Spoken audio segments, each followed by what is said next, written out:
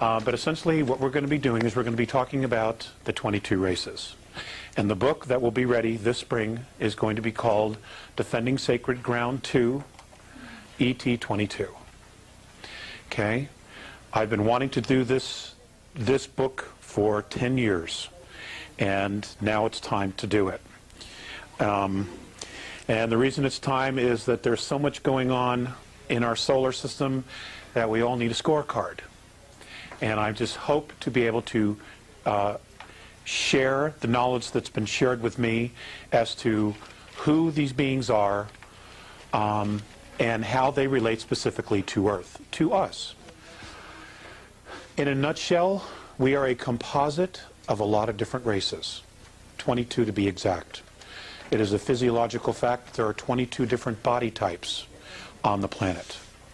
And that is the result of the extraterrestrial races. I cannot share everything that I have in 2 hours because I am sharing the stage tonight with Mike Russ. But I will be around, okay? I'm definitely going to be available. And the information, every couple of weeks, you check the website, the information is going to be put on the website. Okay, so you will have it as soon as it's done and it's proofed and edited. All right? There'll be a hardcover or a bound book version of that, but by then you will already have the information. If it's something that you wanted to purchase at that point to give to friends, it'll be available, okay? But it will be for free, nonetheless. Okay. I'm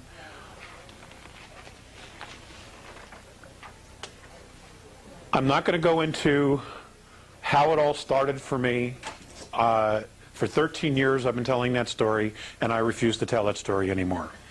Okay, if you want to know, you can go to the website, www.lettersfromandromeda.com, and all the information's there, including book 1, which you can download for free. I'm doing that for the video, pretty much. Okay. Now, Earth history, we are taught a very, very shallow version of Earth history. We are also taught that we evolved from a single cell, that essentially we were an accident. Okay, all of us are just an accident. And something happened, something really weird, but yet something miraculous happened to a couple of chimpanzees, and ta-da, here we are. Okay? Should it be so simple? In fact, I like the real version much better than the concocted version. Okay? And so what we're going to talk about, what I'm going to start with, is I'm going to start with some of the Earth-taught timelines of history, and I'm going to blow through specific periods and just move it through to prove a point. This will be much more specific in the book. Okay? Earth formation. We're going to start with the Precambrian time, 4.5 billion years ago to 554 million years ago. Earth-taught history. The Earth is forming, along with other planets in the solar system. Earth is being born. Life is awakening. The first tectonic plates are beginning to move. Fungus, plants, animals, and organisms are developing, and the atmosphere is becoming enriched with oxygen. Okay? Extraterrestrial taught history, or I should say Andromedan taught history. An ancient race known as the Founders, who the Andromedans and the Pleiadians believe is an ancient race called the Paatal. That's P-A-A-T-A-L. Is on an engineering program whereby environments of planets and terraforming is being done. They are doing this to make these planets and star solar systems suitable and habitable for organisms and for life. Rendering ecosystems that are filled with hydrogen, oxygen, methane, and ammonia. Okay, now take ecosystems, one being oxygen, or some being oxygen, some being methane, some being ammonia, and some being hydrogen. Now these are all gases. For the introduction and colonization of microorganisms, nanites, and all types of life forms. Self-replicating machinery and the bombardment by comets and planetoids to change the rotation and the chemistry of the planets. We'll get to the self-replicating machinery here in a little bit. The practice and engineering of removing moons to alter a planet's rotation and moving planets closer and further from their suns to either decrease or increase radiation received by the planets. Now, I want you to know that that specific engineering feat of moving planets closer and further away from the sun, moving moons, adding moons, is a practice that is absolutely in full swing today throughout the galaxy and in other galaxies. Okay? It is solar system building. This happens a lot. There are races, even the Andromedans are capable of creating a solar system. Okay?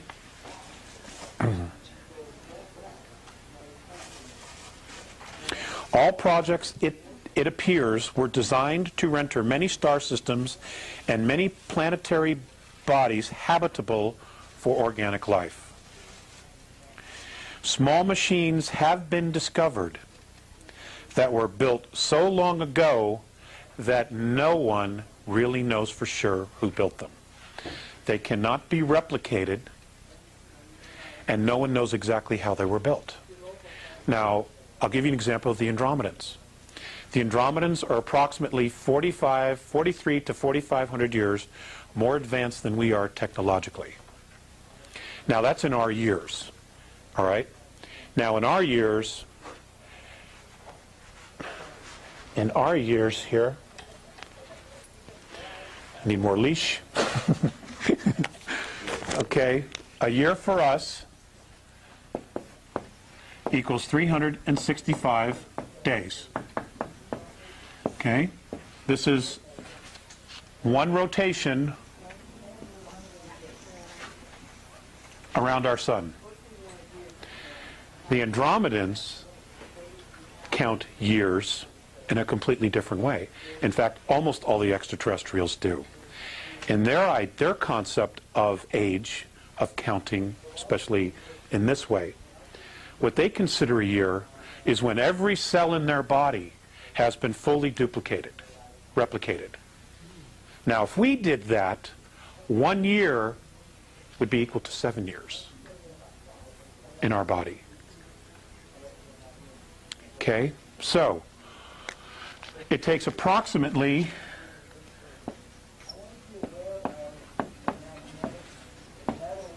34 years for their bodies in our time to replicate every cell in their body in our time. Okay? So it's hard to give you exact dates of when they say something happened to put it into our timeline, okay, of years, okay?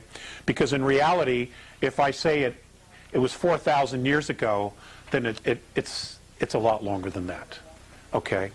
But they've had a very hard time explaining to me exactly in our Earth time because they don't deal with the concept of time. You know, they just don't. All right? So, but I'm giving you these numbers in Earth years just to give you an idea of how vast our history is. Okay? Now, amazingly, these machines still work. The machines do not have a name in the English language. Okay? They don't even have a symbol that we could comprehend. So it's been explained to me that it is considered an antimatter machine. Okay? It creates matter. It creates molecules, which then create atoms, which then creates physicality. And these are actual machines. They're like computers, where you can program it for what you want, and this machine will literally bring it forth and manifest it. And there it is, physically there. Okay? Now, if each one of us had one of these machines, It would be like winning the lottery every day. You know? Mike likes to do VWs. He could make himself a new VW as soon as the new models came out. As soon as he knew what he wanted. Okay? I could create a babysitter. You know? So that my wife and I could go out. Okay? And that's what now, apparently there are 7 of these actually working, and 7 different races have one of these machines. Now, these are archaeological finds, discoveries, these atom-making machines, for lack of a better word. Is that on this Earth? I'm sorry? Is that on this There is one on the planet. There is one here. Yes, there is. What? Is that the one on Jerusalem? No comment. No comment. Do you know where they were found? Nobody knows. Absolutely nobody knows. It turns out that, well, let me just finish reading here, okay? And because all this will come out. They also discovered advanced building complexes, very large machinery, and complete terraforming ecosystems. Earth-like organic life is much less common than hydrogen gas ecosystems in our galaxy because we are limited, oxygen O2 ecosystems are limited to the geological presence of water. Okay, for O2 life forms, which is what everything is on this planet, there has to be water. So, the most precious thing that we have is our ecosystem, our biosphere. The second most important precious thing we have is, of course, the water. And when we get to Nibiru, I'm just going to throw this out there, the entire planet used to be fresh water. Okay? Our entire planet used to be fresh water. The oceans were salinated. Okay? And it was the Nibiru from the star system of Butez that did that because they wanted to control the water. Okay? They salted the sea. They salted the sea. That's right. So now all you have is, at the time when they did this, there was only 4% fresh water, and they had total control over it. That's correct. What was the years again? That they did this? No, how long? 36 years? It took 36 years. 36 years to completely salinate the oceans. And it also gave time for all the life forms in the water to adapt very slowly. But we couldn't drink the water after that. Okay? Is that 36 of our years? Of our years. These are all in our years. It's the only way I'm going to present this to you. Otherwise, it'll get way too confusing. Okay. Okay? So, hydrogen ecosystems are much more abundant, as are methane, and because they are not complicated ecosystems. O2 ecosystems are very, very complex. The most complex in the galaxy.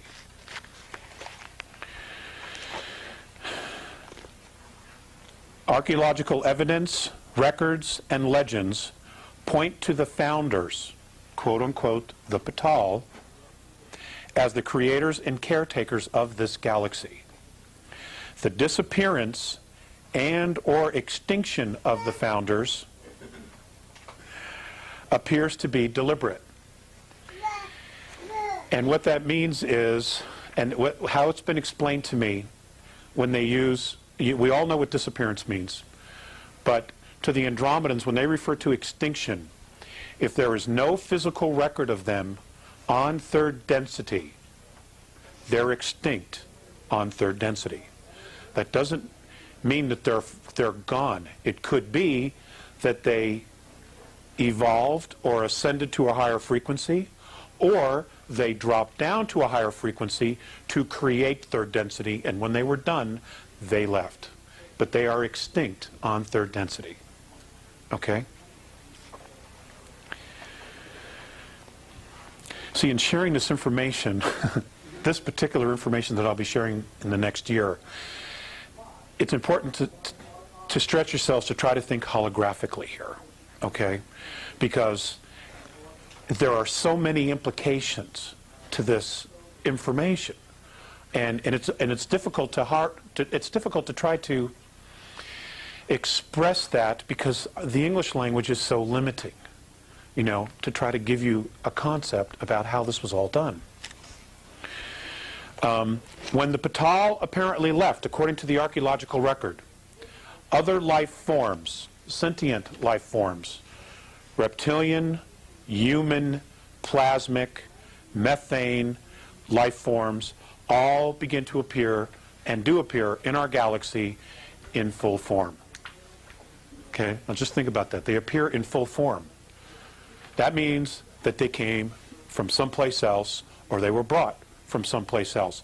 There was no millions and millions of years worth of evolution into this.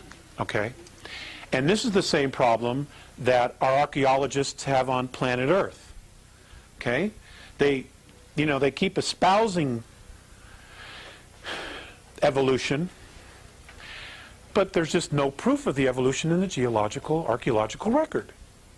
There just isn't. Things appear fully formed. Okay? It's amazing stuff. Now, are the Patal archangels? Are the Patal the gods? Nobody knows what they are, which is why they just refer to them as the founders, because they don't know. Okay? They don't know. The Andromedans do say that there is a creator. They, in their belief systems, in their traditions, say that it does not carry a dominant male frequency. In their opinion, it carries a dominant female frequency. Okay? So, in their opinion, and I'm telling you, they're real men.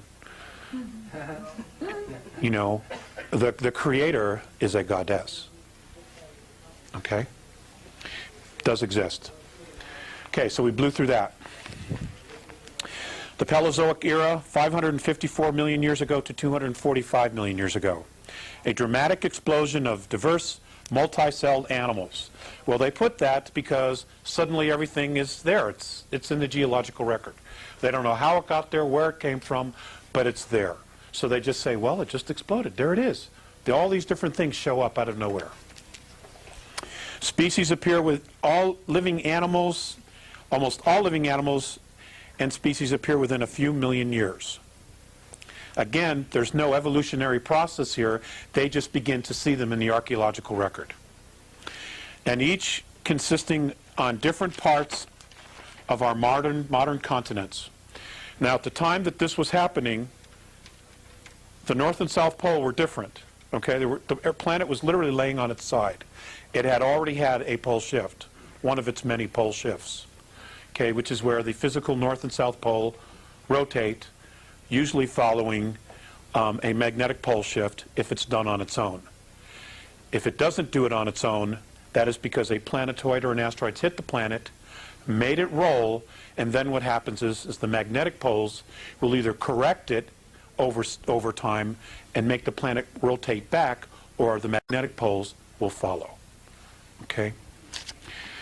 I do not understand the mechanics of that.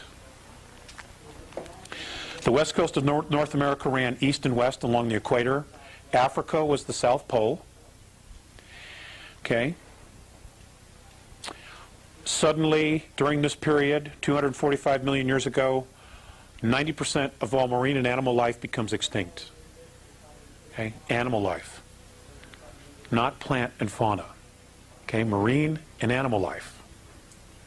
Now, you would think that if something really dramatic happened,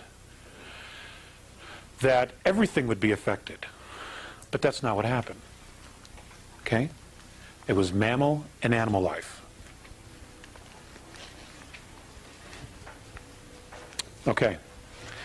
The same period, 544 million to 245 million. The ET history. The Andromedan ET history. Races in the solar system begin to develop space travel. Most are only able to travel within their own star systems. Some, however, are able to travel outside of their respective systems and have begun contact and discovery of other cultures. The start of trade within star systems begins. Trade routes are established and negotiated.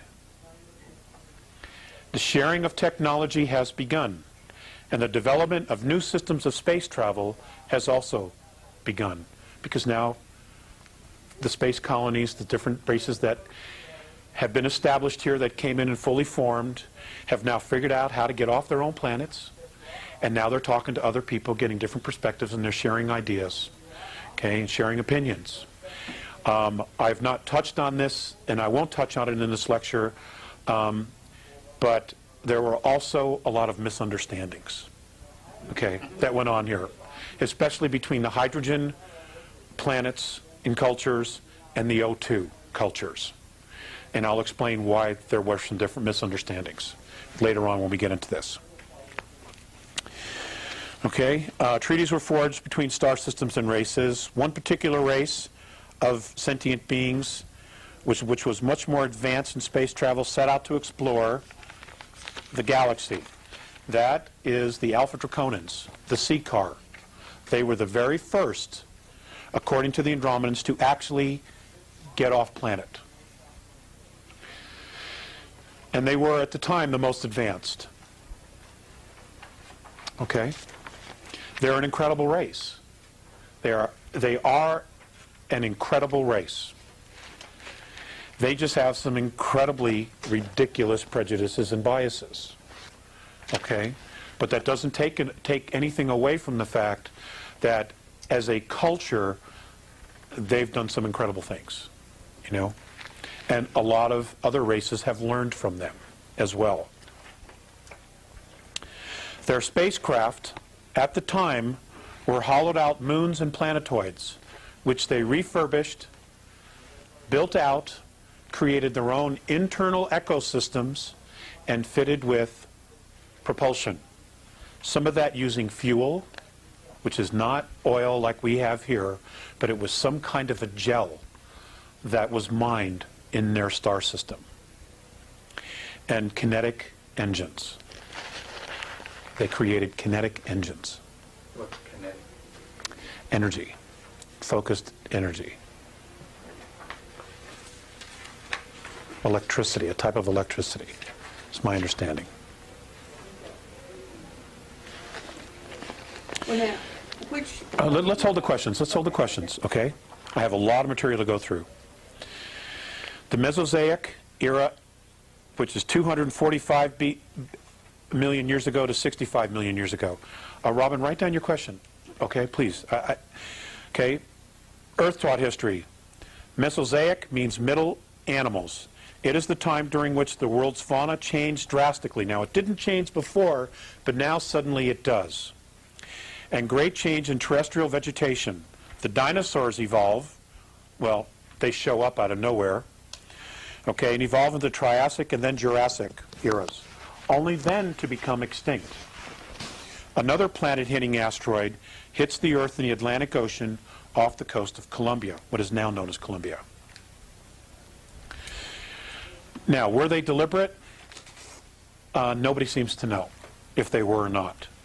But what's interesting is that every time the planet gets hit with an asteroid or there's a pole shift, there's a radical change in the Earth's ecosystem. And what happens is it becomes more and more friendly for human life. Okay? 244 million years ago, we could not live on this planet. There were just too many things out there that would have hurt us. Okay? Extraterrestrial history, 245 million years ago to 65 million years ago. Many planetary civilizations have full space travel. Interplanetary trade is extremely established, and the need for natural resources increases and causes the exploration of the galaxy by advanced sentient beings.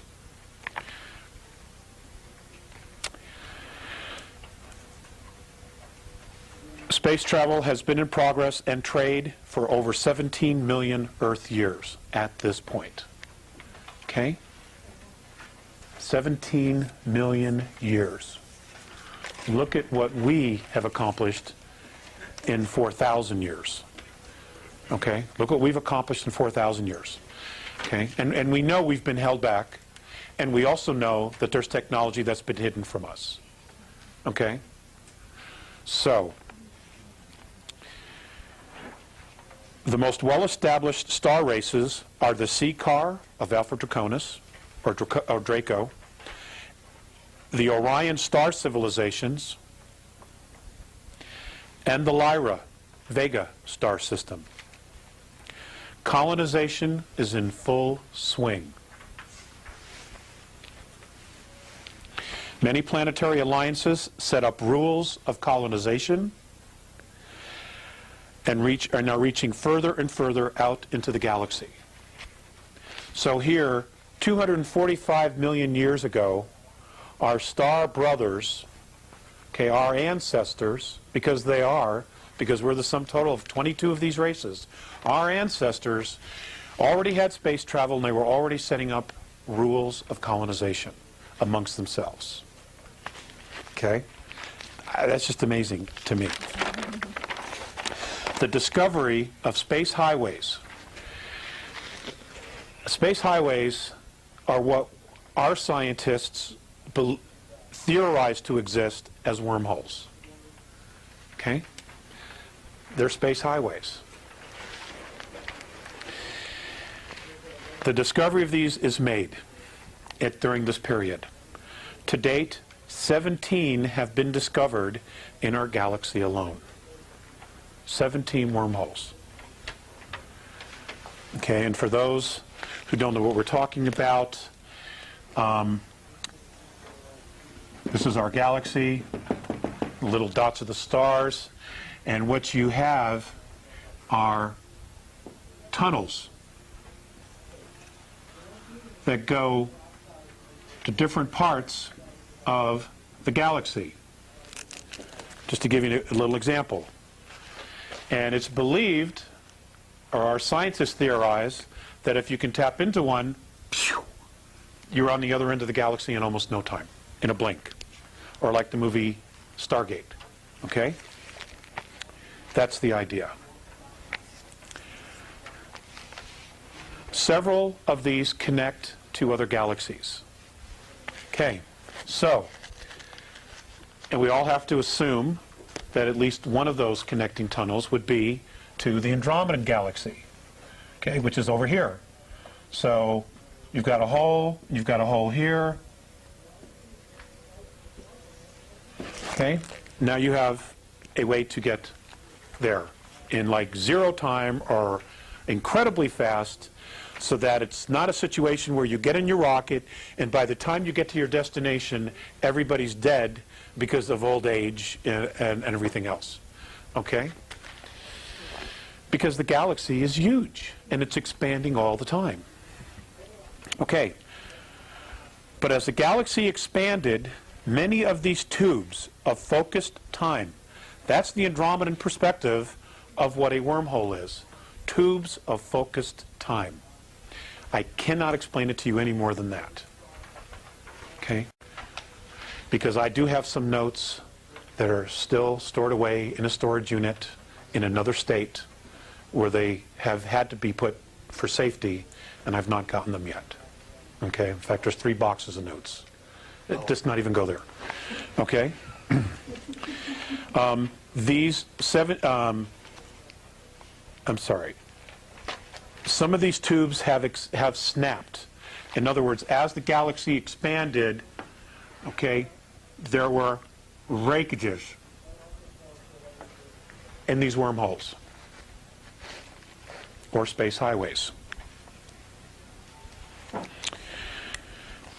No galactic races to the present time, and this is as of 11 months ago, Earth time, okay, knew how they were built, or who they built them, or who built them, and they can't be repaired because we don't know how they were built. Nobody knows how they were built.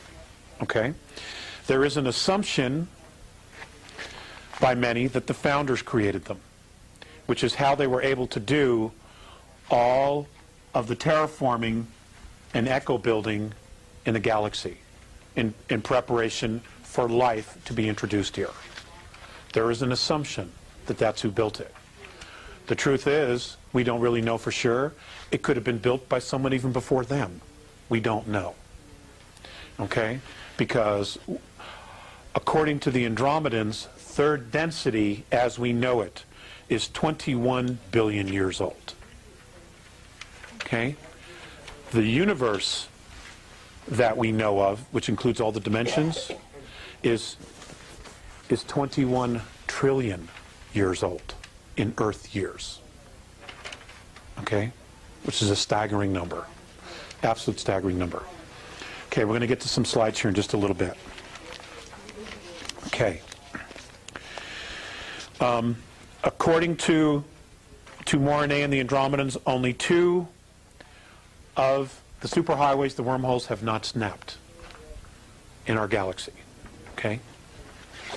So out of the 17, 2 are still fully operational. As trade increased, the spread of life forms also takes place. The experimentation of transplanting life forms and vegetation is in full swing. Okay, now let's go back to the dates. 245 million to 65 million years ago. Our extraterrestrial ancestors are now transplanting vegetation and life forms from other systems to other star systems. Okay?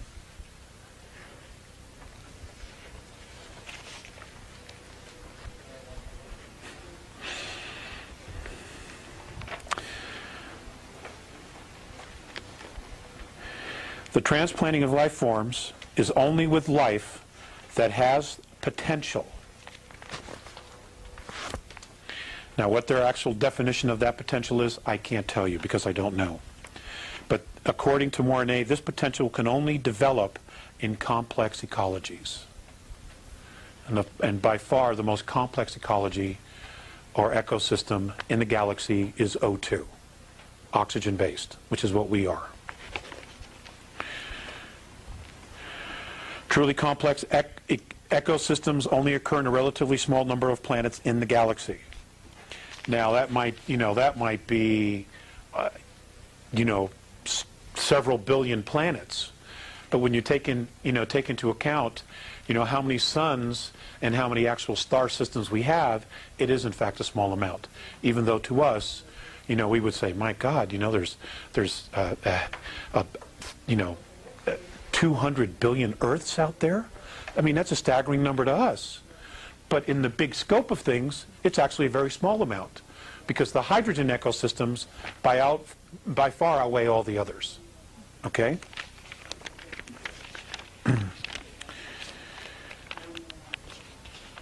It follows that a complex ecosystem, planet-wide ecosystem, is the next most valuable thing in the universe to consciousness.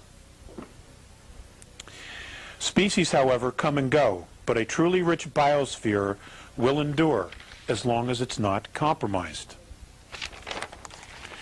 Dinosaurs, birds, and other life forms, fruit trees, are brought to our solar system and transplanted on the 3 ecosystems in our solar system.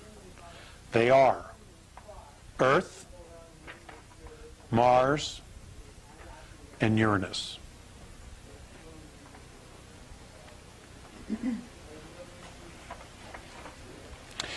All developed extraterrestrial races have already impressed on their civilizations that conservation of biospheres was and is simply a necessity.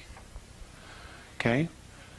This is 245 million to 65 million years ago. Okay? They were already teaching their children about conservation of the ecosystem. Okay.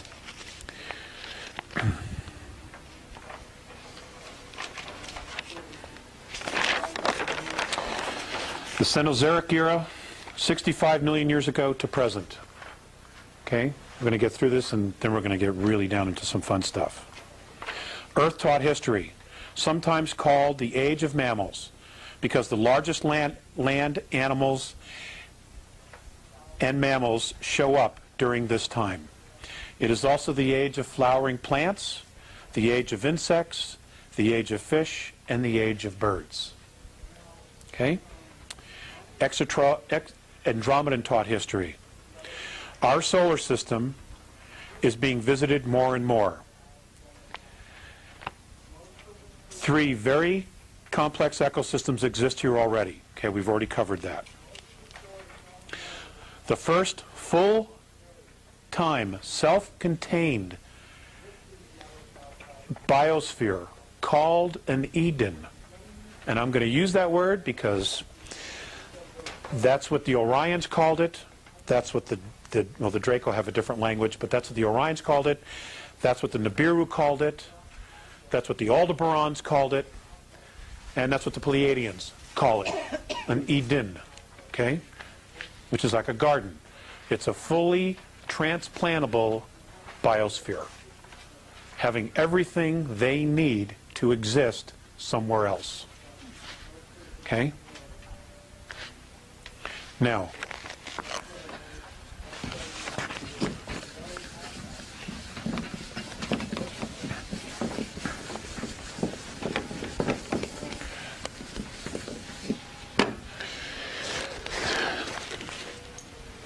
we do not really appreciate how smart our ancestors are.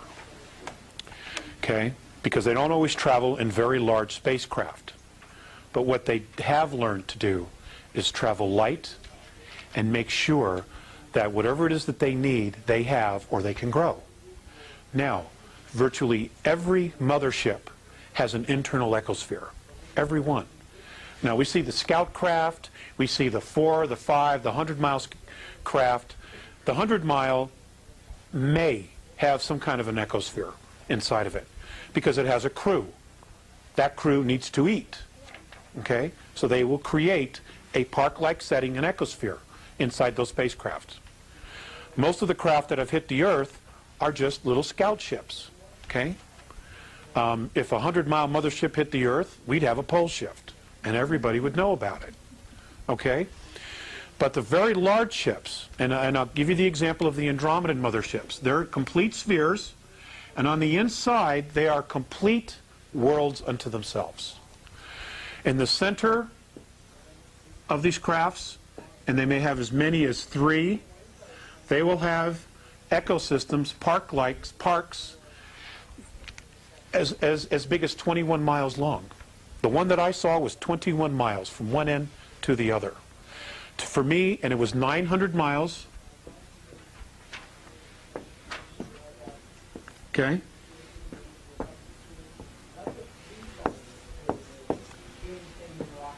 And for me to literally see every inch of that ship would take 25 years.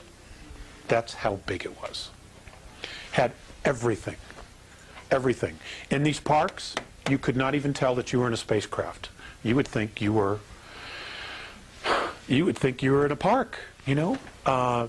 Agora Hills, California, Rocky Mountain National Park, Central Park, although I wouldn't necessarily want to hang out there. You know, Central Park, but, you know, without the crime. Okay? And they're complete unto themselves. Everything is grown aboard the craft. So, when they come here, and they send a team down to the surface of a planet, and they say, okay, we're setting up we're setting up an Eden because we're going to leave you, a team of you here, to research the life, the plant life, the geology of the planet, the minerals, what it has, okay? What they do is they literally drop, can be as many as 12 type of cylindrical antennas. They plant these antennas down into the ground, at least a mile into the ground, and when they flip these things on, they connect. And when they connect, when they turn on and they connect to each other, they create a dome. Okay? A dome. It's a frequency dome. And then all they do is they unload the plants, they unload the fruit trees, everything they need, and this biosphere is exactly to match their physiology. Doesn't have too much oxygen, doesn't have too much carbon. It's exactly what they need. It can even be hydrogen. Can even be hydrogen, because what it means is then once they leave, they just wear a spacesuit and they can go out and do their work. But when they come back from doing their work, they enter their biosphere, and it's like living on the home planet. Okay? This is what I'm talking about. This is what an Eden is. Okay? This is what Richard Hoagland's been talking about all those years with the dome structures. This is what he's talking about. This is what these things were for. Exactly. Okay? It's good stuff. God, it gives me the chills. Okay. The very first one was founded in North America, what is now North America. Okay? Along what is now known as the New Mexico-Arizona border. And it was founded by and established by the CCAR, which are a hydrogen-based life form. Okay? So they had to have something like this.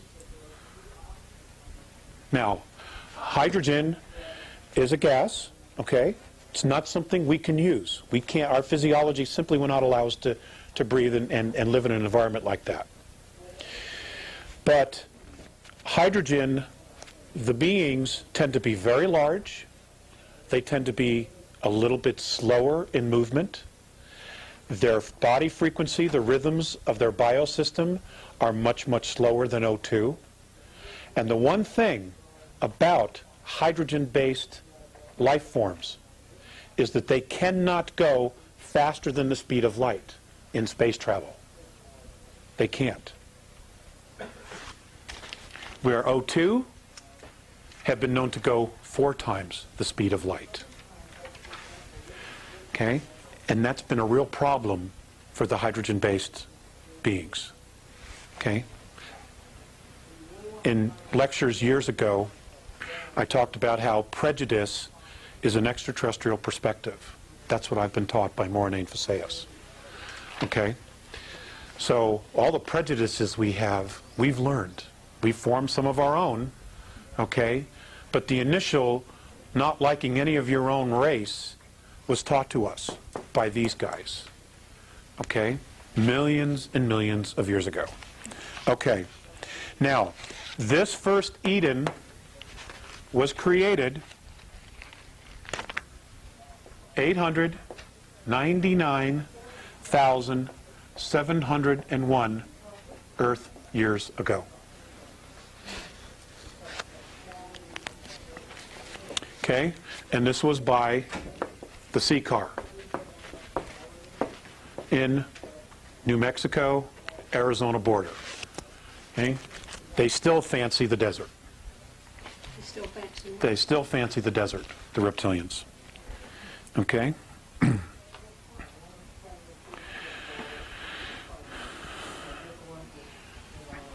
This biosphere was first inhabited by caste.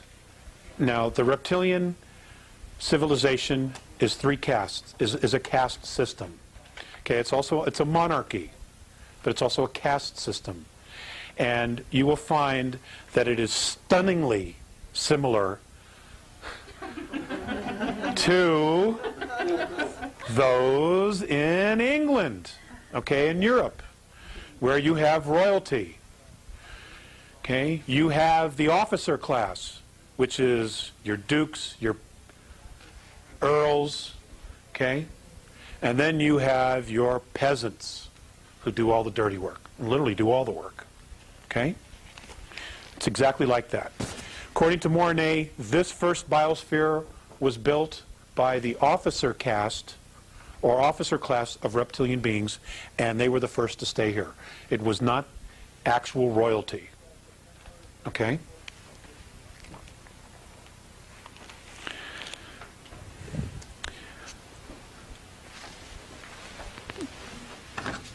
Okay, everybody have this? Okay. Several thousand years later,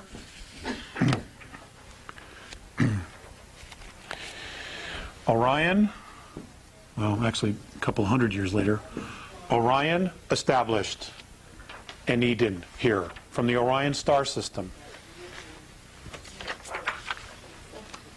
God, I'm so bummed my wife is missing all this. Okay. If you have your cheat sheet that I handed you,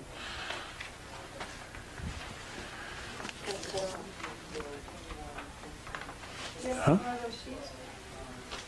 Oh, yes, I'm sorry. Good. Thank you, Mike. Okay. In Orion, they come from Rigel and Betelgeuse. Now, okay, that's these systems here.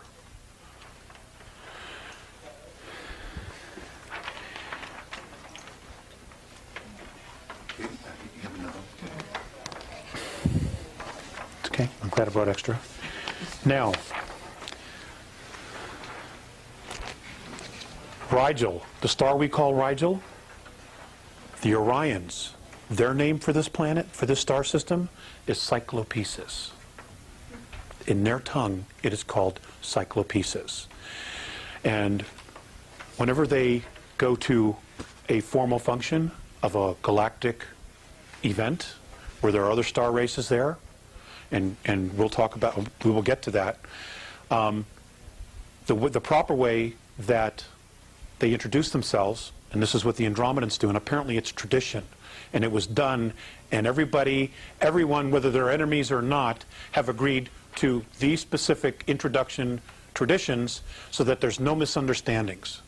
Okay? So they've created traditions, and everybody does it, no matter what. This is what they do.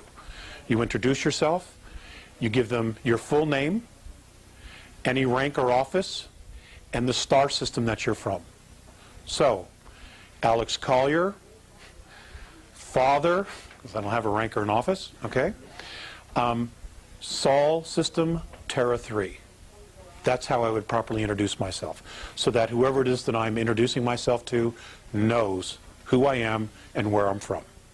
Now, if you're an extraterrestrial, you're all talking, most of them are telepathic. So therefore, they're giving the same information, but as they're giving the information, they're also flashing star maps because that's what's in their head, you know, and the other races immediately acknowledge that because they get all that, okay? Okay, Orion established their first Eden in what is now called, I'm going to write this down for you, Uramani, China. The date, 763,132 years ago.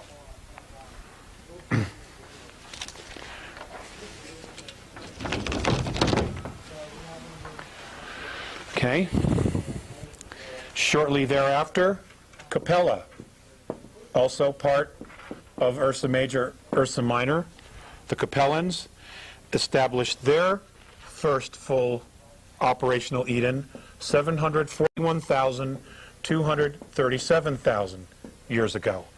And theirs was established at the base of Mount Yogin in southern Chile.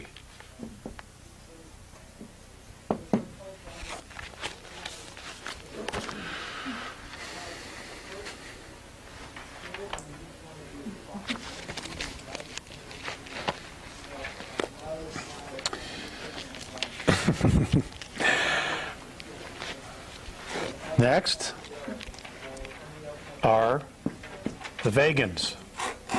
Now this is not a plant-eating race. I just want to explain that. Okay, they're from Vega. They're also known to us as the Lyrans, who are literally our human ancestors. Okay, they established their first colony 701,655,000 years ago in North Africa, along what is now known today as the Libyan and Niger border. Okay? And I want you to know that on an archaeological perspective, from what I've been told, there in Ethiopia, there are absolute amazing things yet to be dug up there that have been left behind, that, you know, the cavemen did not build. Okay? Okay. Next, we have the Cassiopeans. Cassiopeans, 604,003 years ago. This is an entirely insexual sentient race as Algeria, North Africa.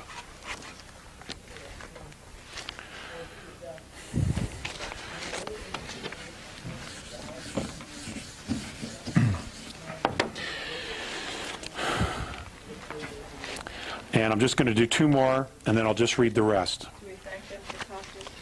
Yes, we can. Yes, we can. Okay, the next is Butes.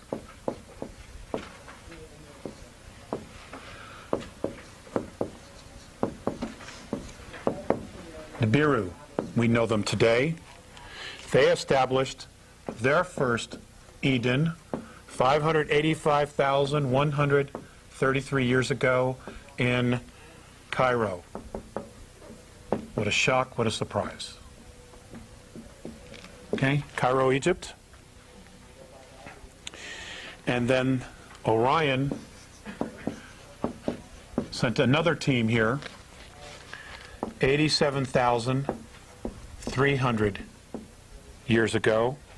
And this one was established in Perth, Australia. Now, the Earth was not in the position that it's laying in now, okay? If you were to take the planet as it is today and lay it literally on its side, this is where they were colonizing. But these are the locations we know today. Okay? Now, some of the colonies, after they'd been here for some time, they packed up and they left. They got all the information they wanted. Okay, but the Earth is in constant flux. You got to remember, many of these are hydrogen-based extraterrestrials, hydrogen-breathing extraterrestrial races. So when they go to their home planet, it's dull compared to the very complex ecosystems that O2, that oxygen breathers have and live with. Okay, so they're extremely fascinated, and according to Mornay, what they were trying to do was to not only study the vegetation and life forms here in oxygen breathing ecosystems, but they were also trying to genetically manipulate them so that they could take them home and make them hydrogen. That's what a lot of this was about. Okay? This is where, you know, they became geneticists, master geneticists, is trying to convert O2 life forms to hydrogen life forms. Okay? Because we're blessed. Oxygen breathers are blessed with very complex ecosystems, very magnificent ecosystems. Okay. Lyrans, again, came back 83,400 years ago.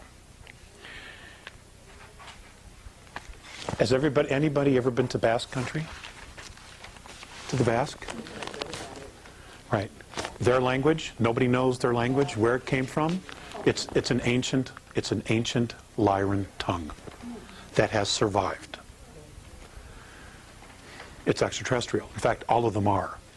But that one is really, really still close to the original tongue. Okay?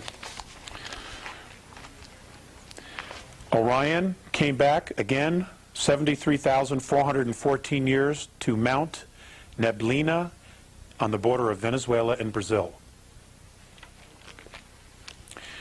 Now, 71,933 BC, Lemuria is founded as a collective colony.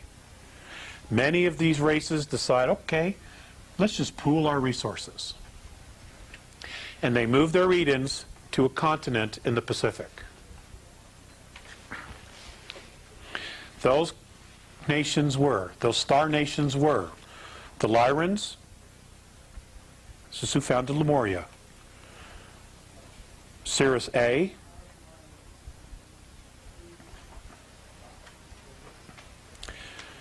Pleiades, races from Tegeta and Meropa, specifically. Those two star systems, Tegeta and Meropa. Ursa Minor,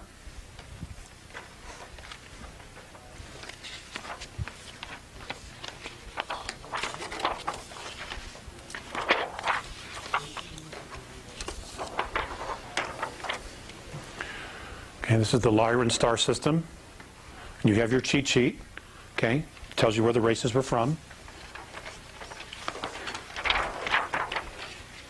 Okay, we were all fascinated. Everybody's fascinated. Well, I'm not, but a lot of people are fascinated with the Pleiadians. Okay, so we'll leave that up there because we're going to talk about them in a little bit. And Butes, which is Nibiru. This is 71,933 BC. Okay, Lemuria is established as a collective colony. So now everybody's working together. Okay? Good sign. That's a good sign. Okay? It didn't last, however. 57,600 BC. Atlantis is founded. Now, somewhere between the establishment of Lemuria and the establishment of Atlantis, the Pleiadians get pissed off and they leave. Okay? A misunderstanding.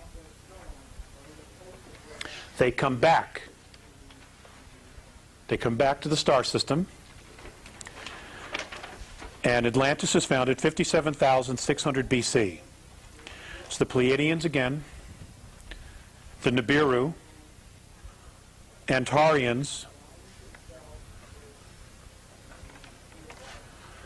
the Hyades, a group from Sagittarius, and the Andromedans make a guest appearance. Ta-da! Okay. Do I need to read those again? Yes. Okay. Atlantis, Pleiadians, Andromedans, Butes, which is Nibiru. You know, but you might as well know where they're from. Aldebaran, Antarians, Antarieans, the Hyades, which is right here, and Sagittarians. With the exception of Nibiru, all of these are O2s, okay, that establish Atlantis. O2 except which O2 breathers, with the exception of Nibiru. Some of them, of the Nibiruan tribe, are oxygen breathers, okay, because they come from Cirrus, okay? But those that come from Butes are hydrogen. But they can still operate and function as long as they wear a helmet, okay? So, 31,017 BC, Lemuria is destroyed in war. Exact date is 31,017 BC. 27,603 BC, Atlantis is destroyed. For which? Okay, Lemuria is 31,017 BC, and Atlantis is 27,603 BC. When you were given the dates before, you didn't do BC. You said that many years ago. I'm adding BC. It was in my notes, I just didn't do it. I was very quick in running through my notes this morning. You did mean BC. Yes, ma'am. That's what I meant. So I apologize for not being more specific. Okay. Yes, I take full responsibility for that. Okay? Now, I'm not going to go into, the who's and the what's and how's and why they destroyed each other. But again, let's just kind of go to the cheat sheet here. Actually, let's not. Let's just do this. Let's do this. I'm going to, actually, I'm doing pretty well here on time. So,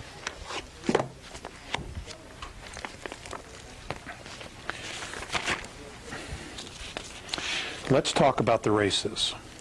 Okay?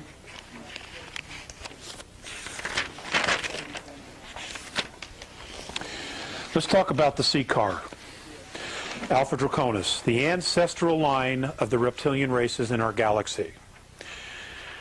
The sea car themselves, according to legend, do not know exactly where their home system is either. That's how big the universe is, or the galaxies are. Okay, the universe. Okay, that's how big it is. According to the Andromedans, there are 100 billion galaxies known and mapped in the known universe.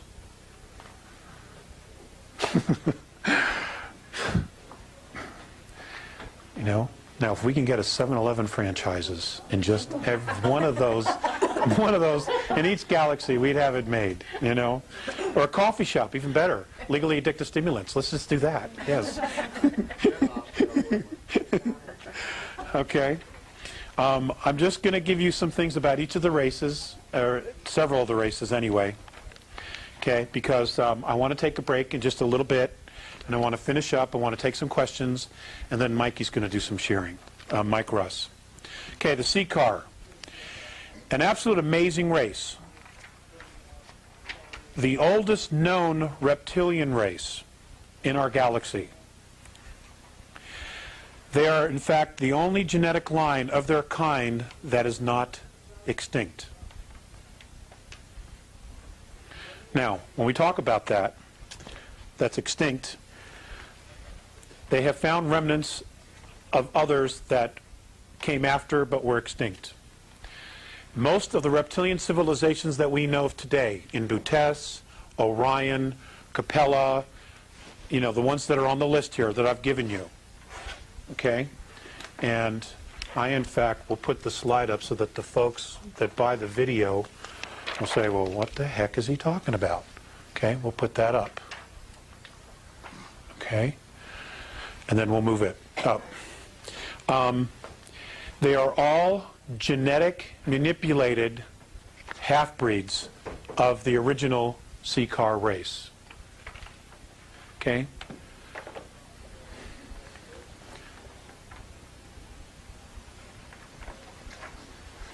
Okay? So, just so that you understand that. They stand 18 to 25 feet tall and can weigh up to 2,500 pounds. They're like Tyrannosaurus rexes. They're monsters.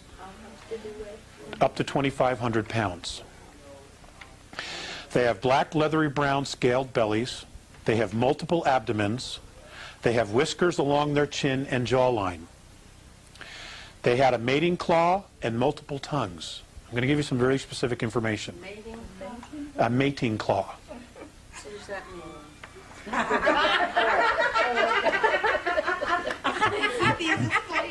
Honey, Robin, you need a mating claw. Well, we'll find somebody that's got a mating claw. And multiple tongues. Okay? They lay eggs.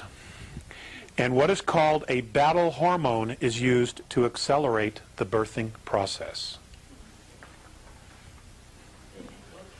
They're male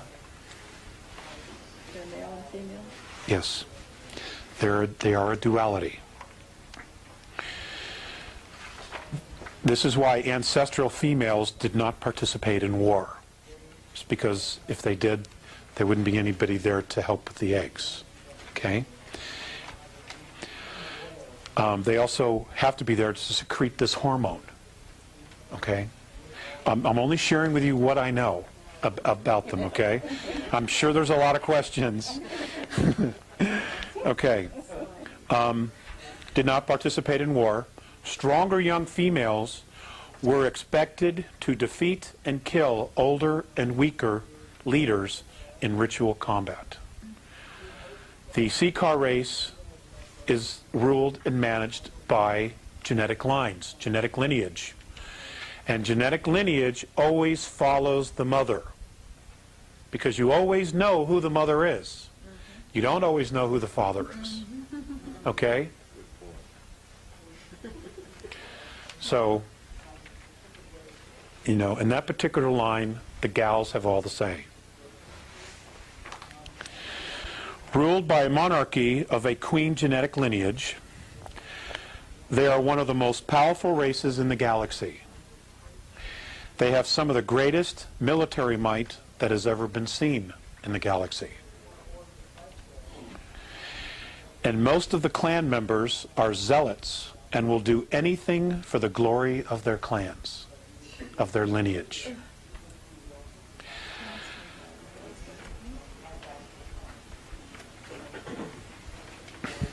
They have been the chief enemy of all human races in this galaxy in past conflicts. Again, we're talking about hydrogen breathers versus oxygen breathers. They have 3 spinal columns. One spine is located ventrally near the stomach. The other 2 are located dorsally on the left and on the right of the Seacar's body.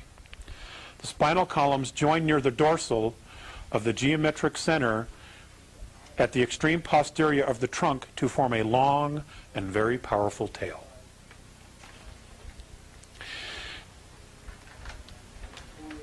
Inside of the hands or claws of the Seacar are jelly-like sacs that excrete various hormones and substances when the Seacar is aroused, either for sex or for battle.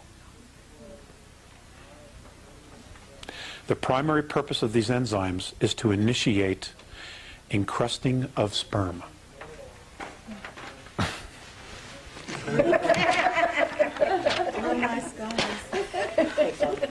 Okay. You know, hey, you know, there is an amazing amount of life out there, and you know, they look at us and they think we're beasts as well. Honestly.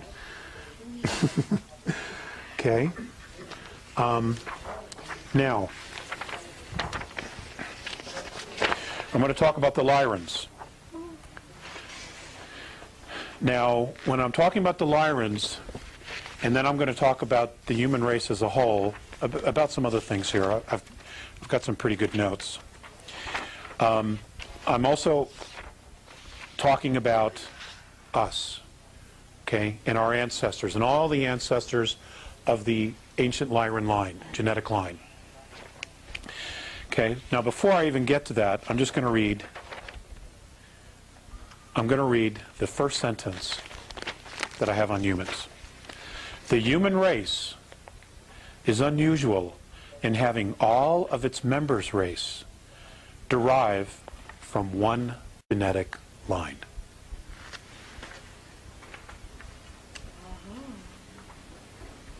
Okay? That's an amazing thing. That is an amazing thing. Okay, so now let's talk about the Lyrans, and then we'll talk about humans some more. Okay, we'll talk about the Lyrans. Their skin color is amber, blue, and or red.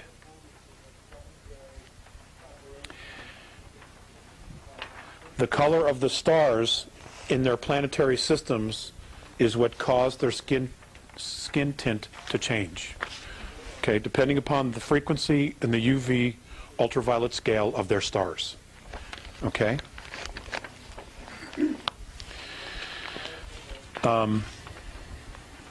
They're mammalian of mammalian descent. Okay. They are the only human race to have full empathy senses and full psionic abilities, and have experienced quantum probability control. I'm still working on that. Okay? Well, you gotta understand, these are extraterrestrials who know what this all means, okay? Okay, I'll read it again. They were the only human beings to have full empathy sense, full psionic abilities, Psionic, and have experienced quantum probability control.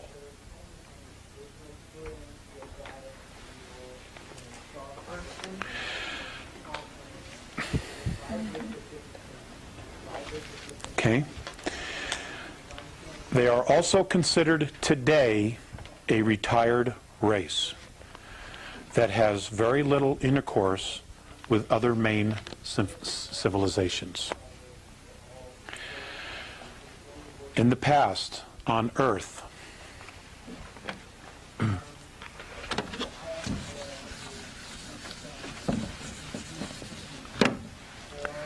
they were known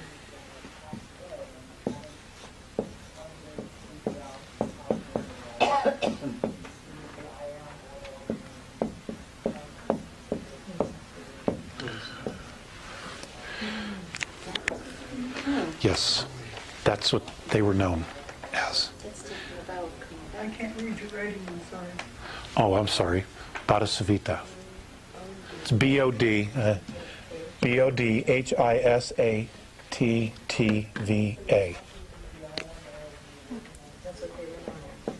Yep.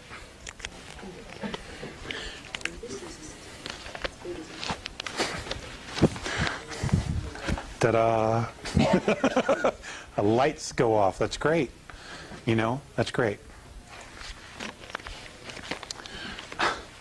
Okay.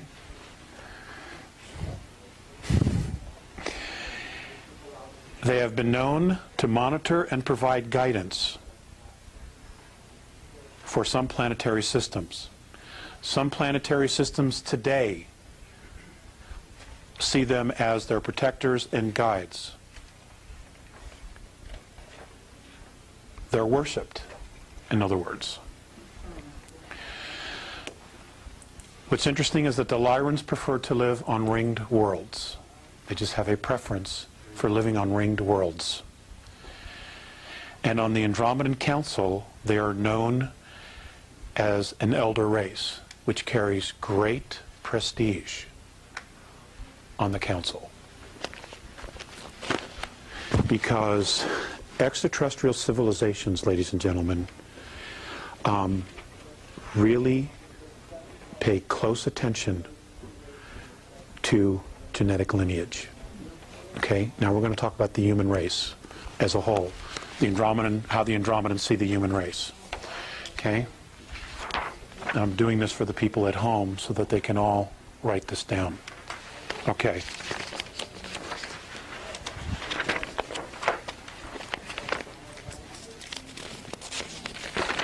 Some of this will be a little bit familiar because I've touched on it, but we're going to talk about it again. The human race is unusual in having all of its member races derive from one genetic line. This accounts for the remarkable causal interactions, casual interactions of the great human civilizations. But for better or for worse, human galactic civilizations, even if they compose a single clan, have diverse evolutionary histories. Okay, each culture is very different in the way that they've evolved. Okay? Not as a species, but as a culture. Okay? I want to be specific to that. And misunderstandings and conflicts have occurred. Traditions exist to minimize the likelihood of misunderstandings and to lessen the negative consequences of any miscommunications that might occur. So they put in place, they were sentient enough to know that they needed to put things in place to try to minimize human versus human war. Okay?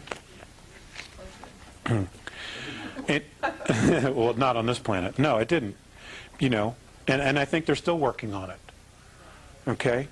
In addition, the behavior of individuals does reflect on the species and the clan. Okay, now this is an Andromedan race, an Andromedan human race, sharing this with us. Okay? That individuals, the actions of individuals of those races, does reflect on the entire clan. Okay?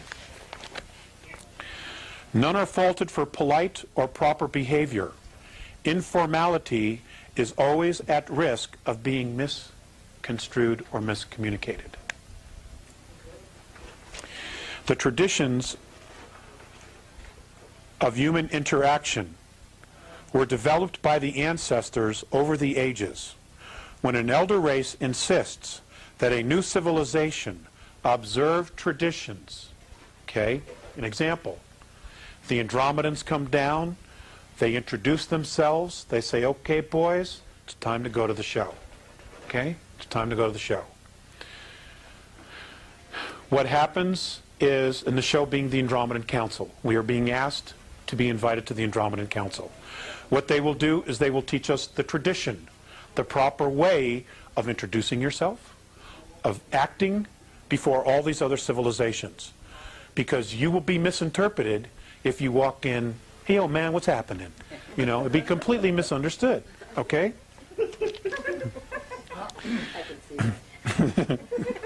Yo, blood, what's up?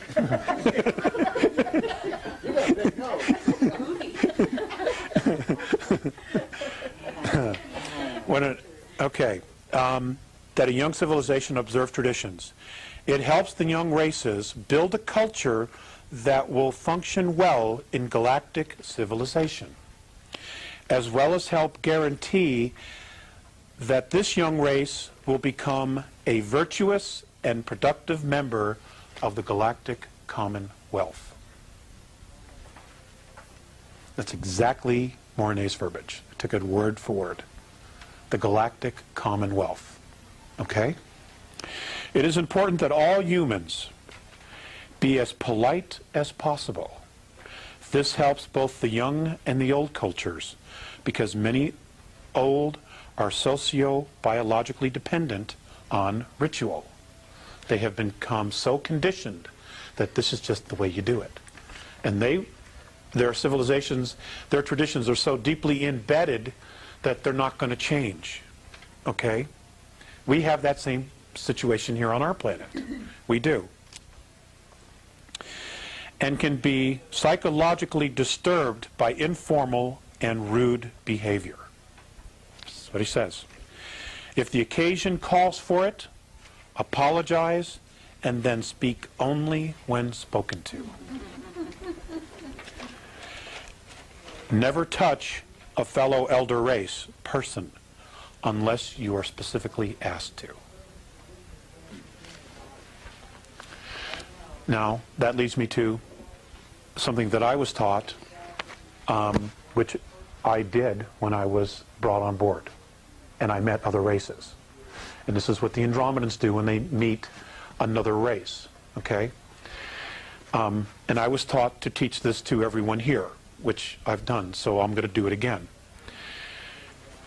When you have a contact and you're standing before an extraterrestrial or extraterrestrials, you stand, you know, yourself square, you bow, never taking your eyes off of them, and you say, it is the manner and custom when entering my space that permission be asked. You say it very clearly, because what you are doing is you are declaring your sovereignty and you are declaring your space. All right? Because we are not that well thought of. So it's important to do something like this. You know, you got 10 seconds to make a good first impression. It is the manner and custom when entering my space that permission be asked. Is that done verbally or? Yes, well, we would have to. We would have to do it verbally. They would probably respond telepathically. And if we didn't say that?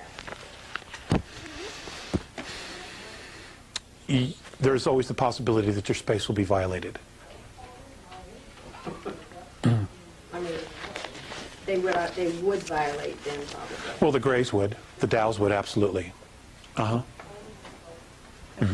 But nobody knows to do that, you know. And besides, they wouldn't approach you that way. They always steal you out of bed, you know, because they're little friggin' cowards. No, I don't have any charge on that.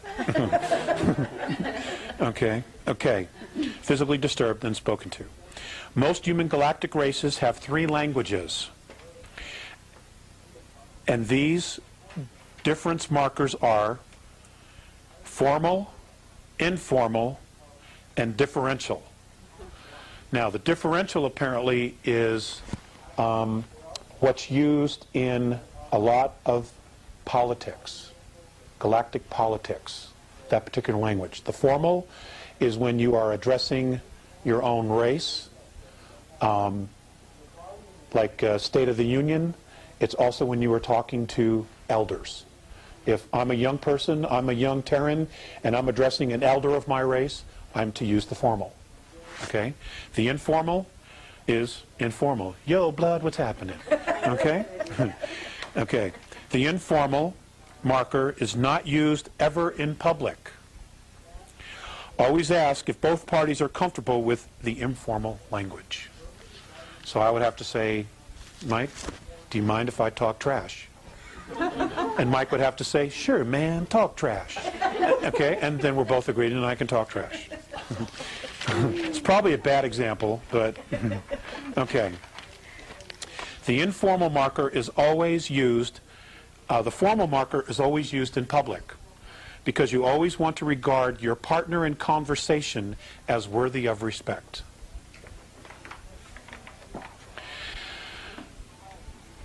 The prestige of a mature race is always subject to debate. The general rule of respect, the general rule is the first measure of the general rule of prestige is number 1, the age of the race. Okay? The age of the race. The second index is the race's lineage. Okay, it all comes back to genetics. The third index is the number and size of the race, or the clan, or the tribe. Okay? In standard introductions, always include identification by full name, species name, and irrelevant titles, and your home planetary system. Which is the clan? Yes, which is the clan. Okay. name, rank, and Serial number. Name, rank, species name, and planetary system. did you say we're Earth, Terra 3? Earth, Terra 3. Or Sol, S-O-L, Terra 3. Because our star is known as Sol. We are Terra, which is third planet, okay? Third rock from the sun. Now, if you were in Mars, you would say Sol, Terra 4. Okay? Okay. Okay, we covered that. I'm going to talk about the Greys. The Dows. D-O-W is how the Andromedans refer to them. You guys want to take a 5-minute break? Want to take 5 minutes? Okay, and then we'll come back and we'll continue. Now, the question was, we're going to talk about the Dows. The Dows are the reticulans, number 7 on your list. Okay, let me change this. D-O-W-S, exactly right. Like Dow Chemical Company, that's exactly right. Okay. Okay, for those of you at home watching the video, okay, the Andromedan word for this particular race, when tweaked and converted into English, is Dows. Okay, they're known as the Dows. Militant race, known to be very hostile to humans. Humans have never been able to successfully negotiate with the Taos. Okay? I'm sure that our military wished they knew about this in the 50s. Okay? Because, you know, they made agreements, they signed treaties, and the Taos have never kept one of them, but they're so technologically advanced that we're having a hell of a time getting rid of them. Okay? When you say human, you don't mean just on this earth. No, no, humans. If it was if Mornay meant specifically Earth, he would have said Terrans. Okay? But apparently everybody's had a lot of problem with them. Okay? They are known in the inner circles as a pain in the ass. Okay? That's informal. That's informal, yes. I'm sorry I didn't ask for permission to be informal. Consider his family. I do, actually. I love the small settings. Most avoid them at all costs. They have little empathy, if any at all, for human races, and believe that unworthy species will one day be exterminated. They have participated in all wars of enforcement. I want you to hold that thought, and I want you to write that down. Wars of enforcement. Okay? Because we're going to come to that. We're going to come back to that. But they're hydrogen, right? Yes, they are. The original ones are. Okay? They are, in fact, hydrogen. He was probably wearing some kind of an apparatus. The original, the tall, spindly ones. Yeah. The little ones, you know, the ones that do most of the dirty work, they're, of course, just organic clones. Okay? And they've been, you know, genetically bred to, you know, do the dirty work in O2 atmospheres, biospheres. Okay. They have participated in all the wars of enforcement declared by the reptilian alliances. Now, humans have also had wars of enforcement. Okay? And have been attributed with 3 accidental extinctions in the last 10,000 years. The Taos. Yes, have been implicated, or these 3 accidental extinctions have been attributed to them. Okay? I didn't say humans, extinction of humans. I didn't say that. Okay? Let me read it again. They have been, the Greys, they have participated in all wars of enforcement declared by the reptilian alliances and have been attributed with 3 accidental extinctions They were part in the last 10,000 years. Didn't say who. Okay, so I'm not going to say, yeah, it was humans, because I don't know that. The fact that they exterminated a race is enough for me. Okay? They are under investigation for excessive genetic manipulations of at least 2 races. Your Earth race being one of them.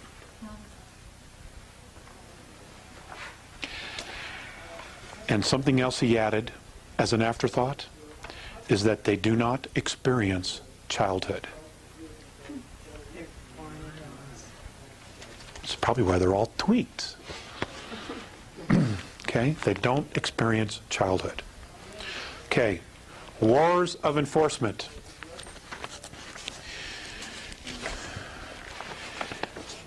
In the human race, a war of enforcement is where someone, whether it's a human race or a reptilian race or a hydrogen breather or an oxygen breather or a methane breather or an ammonia breather, if they cross the line and do something so severe, they will literally go to war to enforce a punishment, to enforce something, a restriction.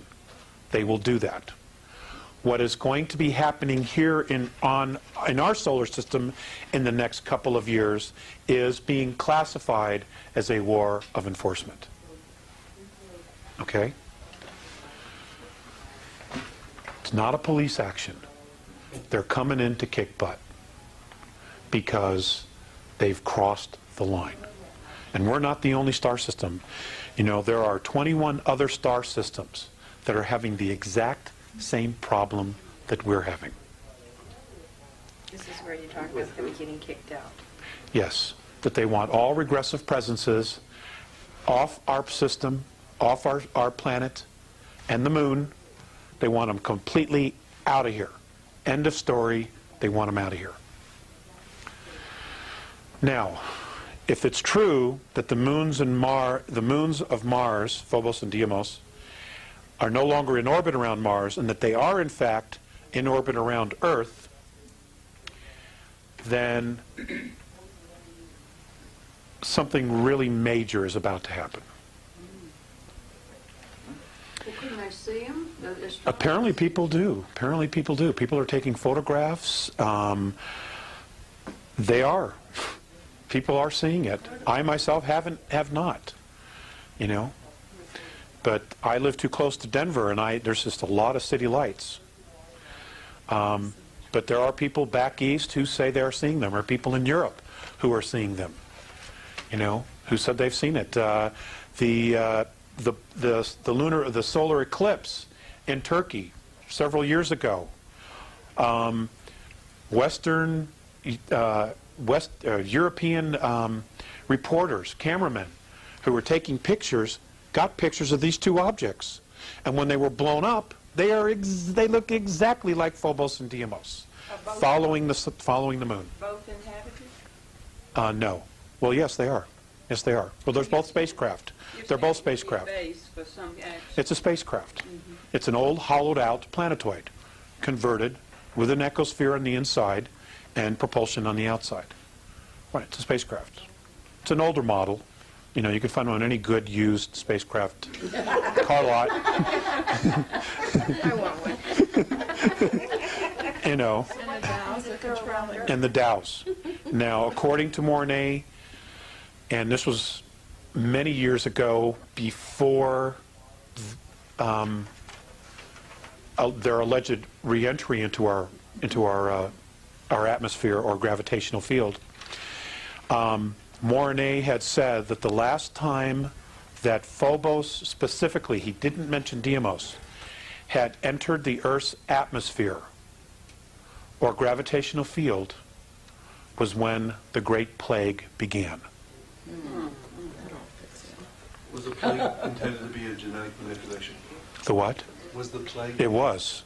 It was.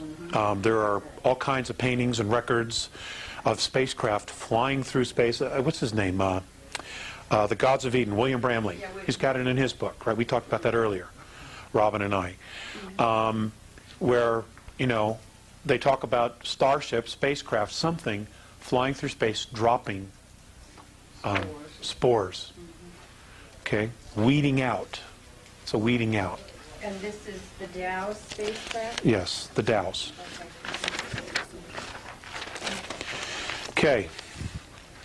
I want to cover a couple of the things before I get to some of the other races. Dolphins and whales. Okay? I'm going to lighten this up a little bit. Dolphins and whales in our galaxy are honored as sentient animals. They are brilliant philosophers and poets. Philosophers and what? Poets. Oh, really? Okay? And we think they're just big, dumb fish. Well, we know dolphins aren't. We're not sure about whales. Okay? But apparently they're absolutely amazing, amazing mammals. And have the admiration of many of the old races for their beautiful songs and storytelling. They have legendary stories of the whale dream, which is the cetacean race memory. So they tell stories about their lineage, okay, which they call whale dream. If the humans of Earth make extinct these species, they will have no standing in the galaxy. Star Trek. Star Trek. Then this is the only place. And you know, some of these guys, some of these writers, they're clued in. I don't know where they're getting this stuff, but they're totally dialed. Okay, and the same for dolphins. You know, we don't know their language, and it's an extremely sophisticated language. It's more sophisticated than the English language. You know, and it's apparently it's a trinary language, which is why we don't understand it, because we are so one-dimensional in our language. You know. Is this the only place they are, though? No, no. Whales and dolphins originated in Cygnus Alpha. Okay, I got one of those.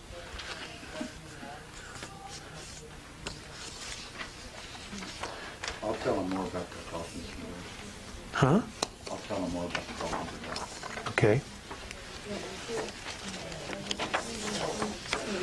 Okay, now if you look on your little cheat sheet. Lift the lid of the... Oh, yes, you're right. You gotta keep an eye on me.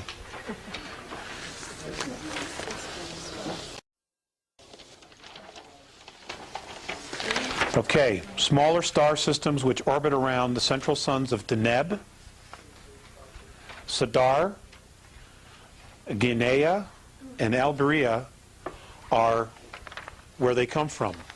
The largest population of whale and dolphin life is right here. Okay? Within this collection of smaller stars are thousands of star systems.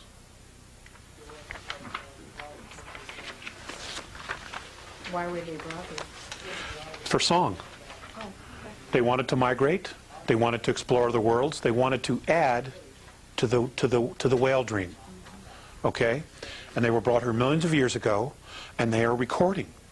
You know, and my understanding is that when they birth the young, they teach them the song.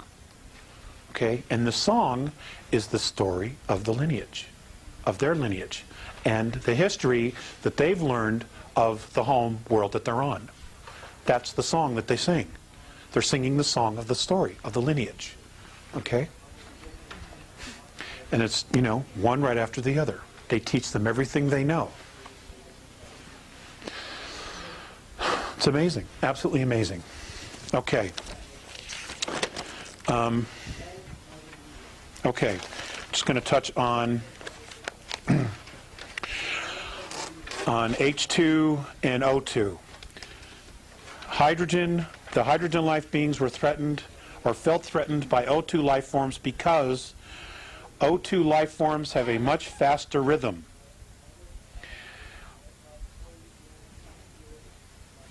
Hydrogen can only travel at near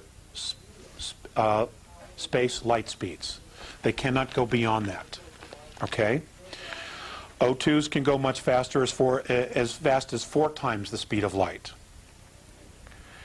H2s are much smaller and slower and more numerous because of a higher frequency of suitable biospheres. Okay? We talked about that earlier. These are just some notes, random notes. There is trade between the two, between hydrogen and oxygen breathers. But very disastrous wars have been fought between these two civilizations in the past. The Andromedan Council, now I want to preface this again, okay? The Andromedan Council is held in the star system of the constellation of Andromeda. And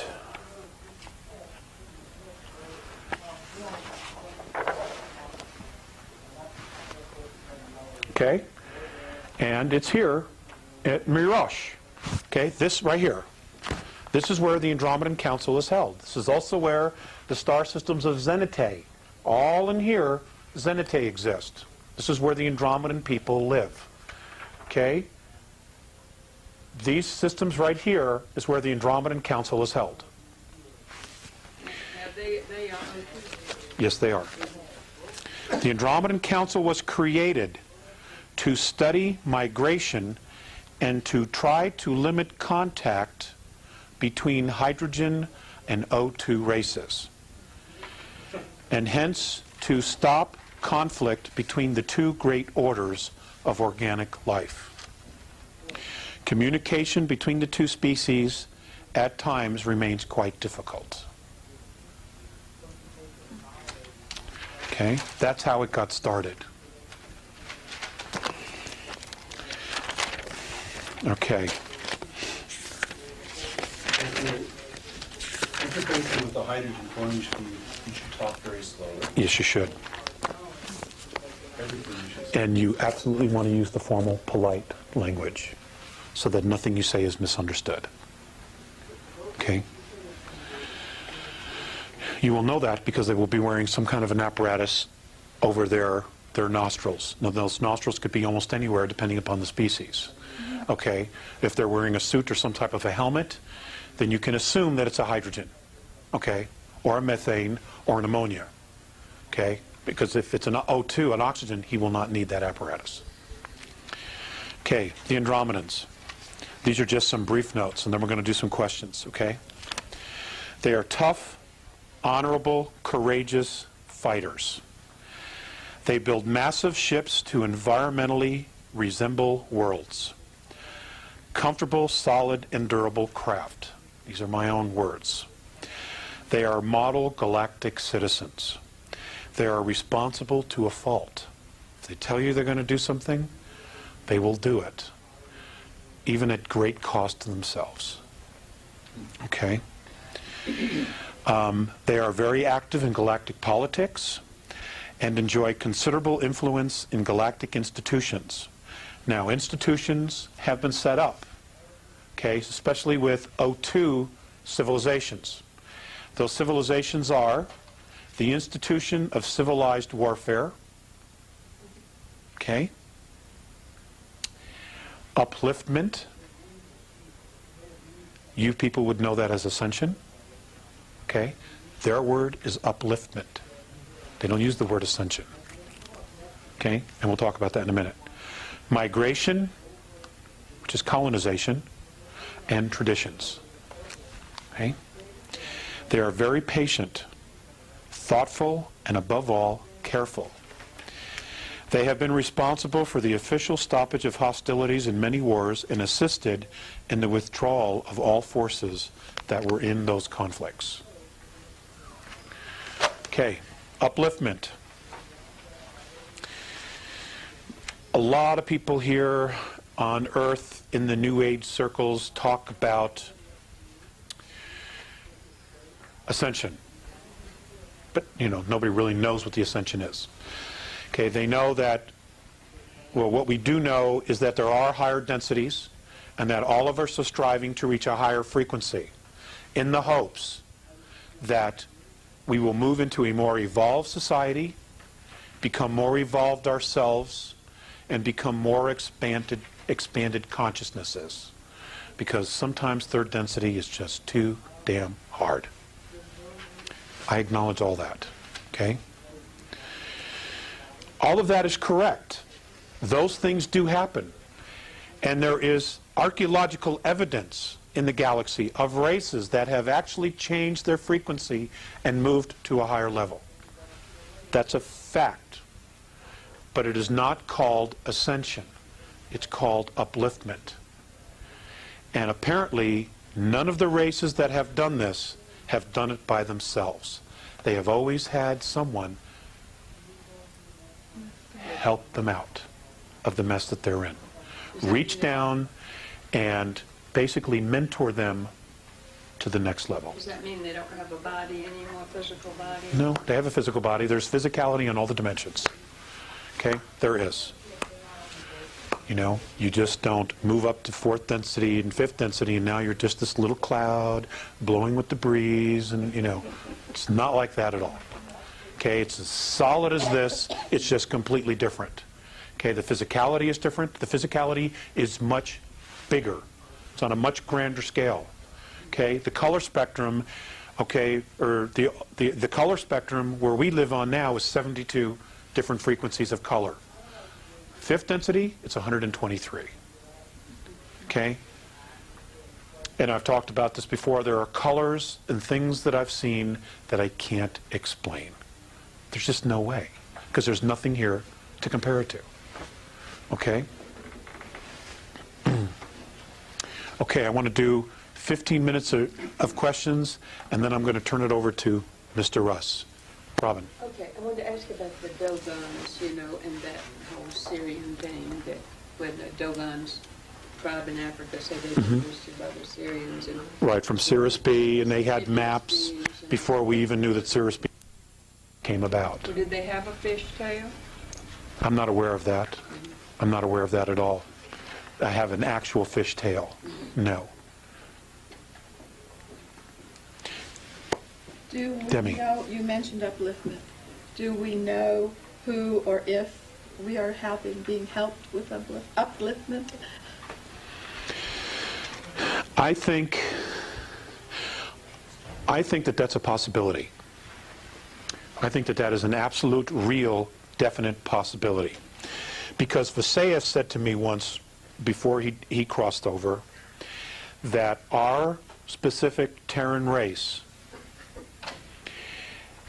was one of the most promising human species that they had seen in a very long time. Okay? Despite all the other crap, we were one of the most promising. However, and I'm giving you my own opinion now, based on what I know. I don't know this as fact. But if the Andromedan Council does what they're planning to do next year and try to remove all regressive presences, extraterrestrial presences, off the planet and the moon, if they do in fact do that, Mornay has said that they are planning to just sit up in space, we will all see them, and watch us for anywhere from 2 to 4 years in our time. And what they want to do is they want to see how we are going to react with each other when we're not being manipulated. Will we in fact come together? Okay? Now the point that I made this morning was there was a period of 300 years where there was absolutely no extraterrestrial intervention. And what happened? We dusted off the monarchies of Europe and we created the United States of America. The United States of America, ladies and gentlemen, was never supposed to happen. It was an accident. It was never supposed to happen. Okay? The royal families of Europe, who were connected to the extraterrestrial lineages, were never supposed to lose control. Never. And once America opened up Pandora's box, a lot of people followed. You know, because we had all been sick of the tyranny, you know, and we still are. Go ahead. Well, to follow up kind of on that, anything you might be willing to say about shape-shifting, royalty, draconians, that sort of thing? I had this conversation earlier as well with a member of our audience. Shapeshifters. Does technology exist where someone can create a holograph around themselves? Yes, the technology does exist. Is that technology presently being used on Earth? The answer to that is no. Okay, now, can a regressive entity take over a human body? The answer to that is absolutely yes. And the process is actually very simple. They abduct someone, they bring him to death very slowly, and the moment his last breath, his essence, leaves the body, they replace it with another. Several moments later, that person, that body will rise off the table. It'll be the same physical body, but inside it has a completely different agenda, because now it's a different soul. That technology does exist. Would you call that a weapon? Yes, I would. Would they have the memory of the original body? Yes, they do. But my understanding is that there's anywhere from 3 to 7 months where there is a transition period. And generally when it happens to a major figure, they will be out of the limelight or be very rarely seen.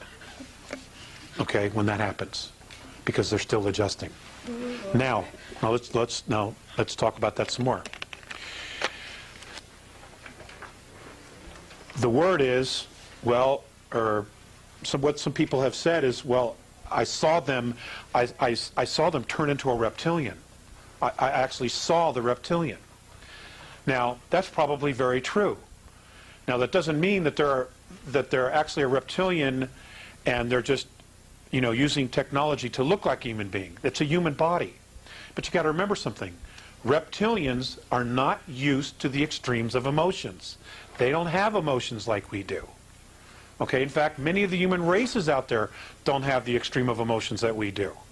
So what happens is that if there's a situation where the body gets excited, because it's a human body, that's what it does. It's this huge antenna. When it gets excited, the reptilian soul inside doesn't know how to act. Okay? So he probably either gets frightened or he gets alarmed. And when he does that, because they're extremely powerful souls, okay, you see a projection of themselves. You see the projection of themselves in their auric field. You will see it, okay, because they're not used to the emotions. They don't know how to handle it. And that's part of the transition period. That's what I've been told. Well, can an original reptilian have sex with a human being? Yeah, but no offspring will come of it. If there's offspring, it's because there was a genetic manipulation. Why would they do it then? Just I actually don't know that it actually has been done, but it can. They do have a phallic. It's a mating claw. I'm sure that comes into play.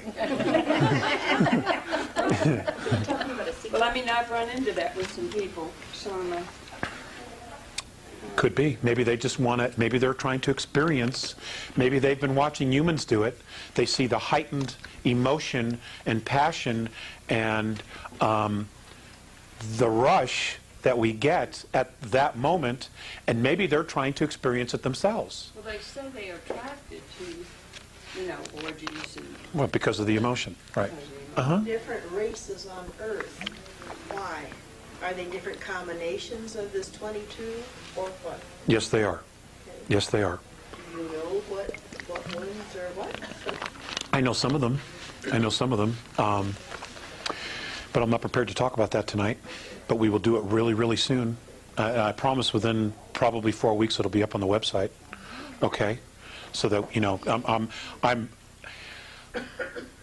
I'm extremely motivated to create a scorecard. Okay? So that everybody knows who everybody is. Especially if this thing is coming down. We need to know. Or at least the information needs to be available. Those who want to know will find it. Alex, you don't have to answer this if you don't want to, but are the Caucasians all from one strain, or are we a mixture? We're a mixture as well. We all are. We're all a Heinz 57 with a moderate to good temperament when we're left alone and not provoked.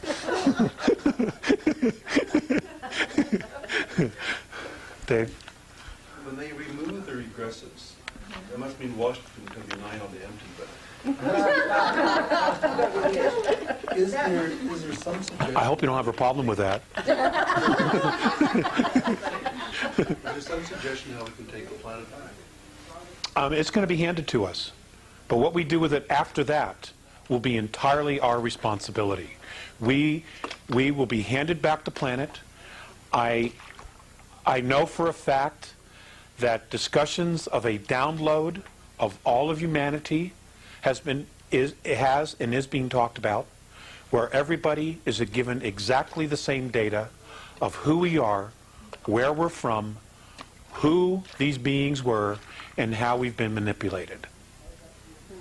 They're going to basically say, okay, here's the truth. And I don't know how many people are going to be able to handle it. If that happens, they've talked about it. I know that there will be some contact of some sort after the extraction occurs. Then they're going to withdraw and they're going to watch us. Now, if we will be totally self-responsible for this, depending upon what it is that we do with each other and with our own ecosphere, biosphere. If we're not responsible, they're not going to help us. That was the galactic debate, wasn't Yes, it's exactly the galactic debate. And that's the compromise they came to. You paid attention. I like that, David. I like that. That's exactly right. They don't honor themselves. They don't honor each other. They don't honor their home. What is their value? It's exactly what was presented. it? And the defense was, we've never known ourselves. That's right. They've been manipulated from the get-go. What if it's a few people that take the responsibility, but not the majority? Well, that's why I'm kind of hoping that they're going to do the download. Because everybody will know, and all of us will be starting on page 1. You know, everybody. It would be a huge help. Did you say this would happen next year? The date that they gave me was August 12th, 2003. Now, the reason they've given me that date and that specific day, and I didn't know about this till a couple of years ago, why that date, was, remember the Philadelphia experiment? When they sent the Eldridge through time and they ripped a hole in time? Well, they created a portal that was never supposed to be there.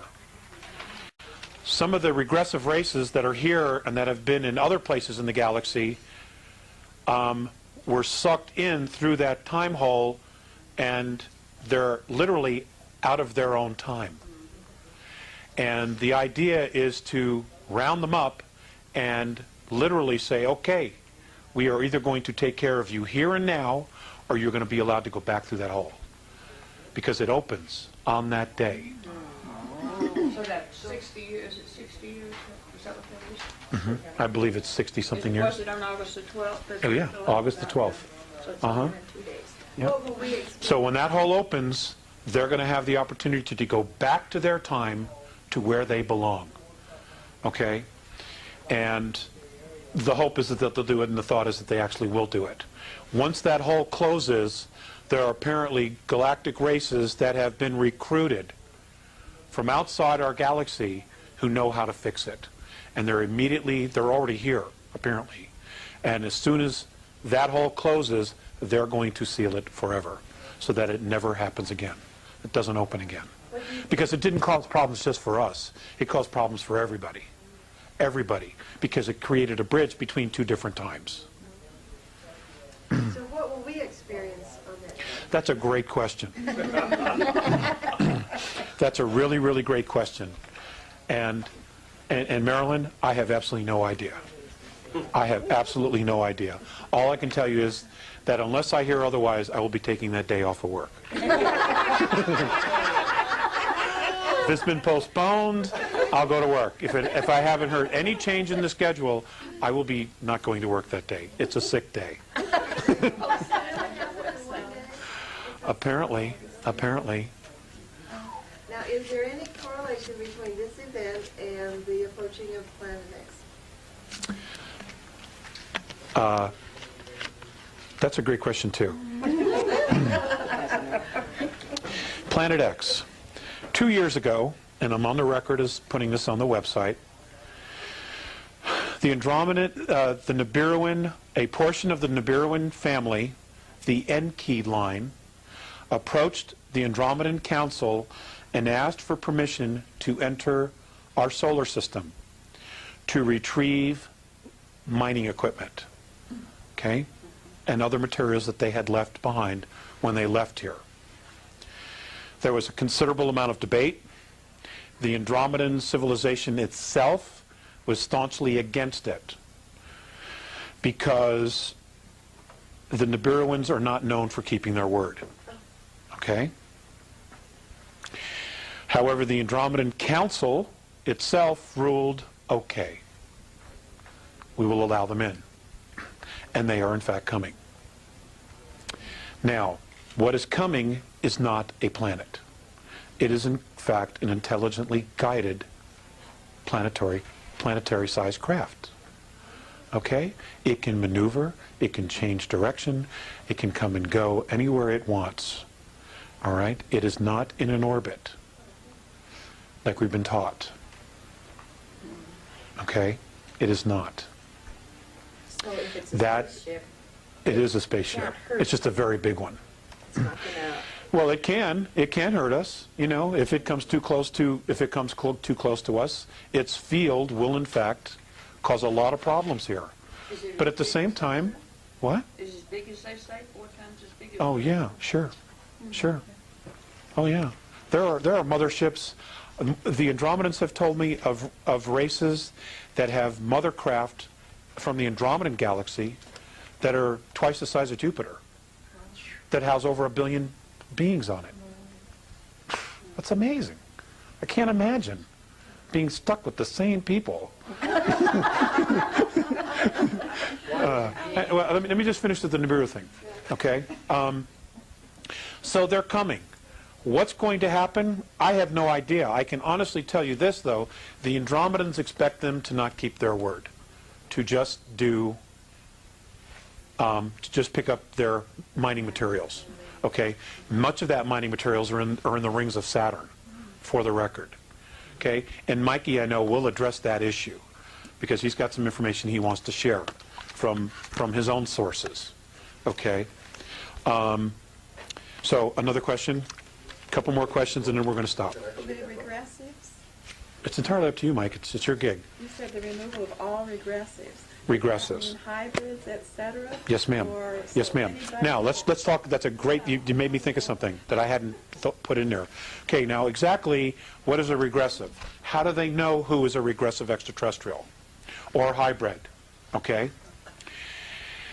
The Andromedans monitor when they start, and they come in, send in their teams to start studying a planet, a race, for induction, for mentoring. What they do is they monitor their chains of thoughts. Okay? And it is by their chains of thoughts that they can tell who's evolved, who's regressive, who's benevolent, who's empathetic, etc., etc., etc., by the chains of thoughts. They have technology that literally, it's not like it's more than just a picture of a brainwave. Okay? It's like a photocopier. Okay? It literally, you take a brainwave and creates a picture of an intent and of a thought. And if they see a chain of thought that's very regressive, they're marked. And they know exactly where they are and who they are on this planet. They know exactly. You know, and they're not the only ones. There are other races that are part of the council. You know, there's 38 different races in our solar system and just outside of it right now. Okay? And they're all sharing data. And they're just waiting to find out what's going to happen here, to get to go. Would the regressives include humans who are aggressive too? Yes, yes it would. Absolutely. Uh-huh. So it's not anything to do with your percentage reptilian or anything else. It's a lot of other things. Like It's a lot of other things. Like a Hitler would be But considered a regressive. He would be considered aggressive, but is he a walk-in? If he's not a walk-in, he stays. We'll have to deal with him. If he's a walk-in, he's out of here. Okay, because he's not the soul. He is not the birth soul. Okay? Okay, are we all clear on that? What's that? Many of them are walk-ins. You know? Many of them are walk-ins. Yep. There is one family, and I've been told not to say because it would get me in a lot of trouble, but I'm going to tell you the circumstances. There is one family where the children are birthed of the line, okay, and when the child reaches 3 years of age, the exchange takes place. Yes. Now, this same family, okay, is basically used as a carrier. They're not the actual genetic lineage, but they have been propped up to be the genetic lineage. Wouldn't start with a B, would it? Do you follow what I'm saying? Okay. So they're not actual lineage, but they've been assumed to be? They've been propped up to be the actual lineage because that's the lineage that this particular race has chosen to walk into. Been used for breeding purposes. Breeding purposes. Thank you. I just didn't want to come right out and say that. It gives me the creeps. Some of the Illuminati will be removed, some will not be removed. The walk-ins will be removed. The actual alien genetics beings will be removed. If they are in fact true Terrans and they're just sons of bitches, we're stuck with them, okay? Because that's our race. The fact that they have a mental psychosis is not a problem that the extraterrestrials, that the Andromeda Council wants to deal with. You know, we need to deal with that. We need to take responsibility for our own race, okay? And again, it goes back to the traditions, okay? The actions of an individual are a reflection on the clan and the species, okay? And that's what they live by. You know, and there's going to be a big curve, learning curve for us. Big. If this all goes down the way it might go down. I honestly don't know. You know? Yes, Sandy. Have they already Okay, Michael, got couple minutes. people marked? I mean, some way that they've got them, are they already studying the regressives from the ones that are going to stay? Is there going to be some sort of a mark on people? Yes, it has. And it's already taking place? Yes. It hasn't already taken place.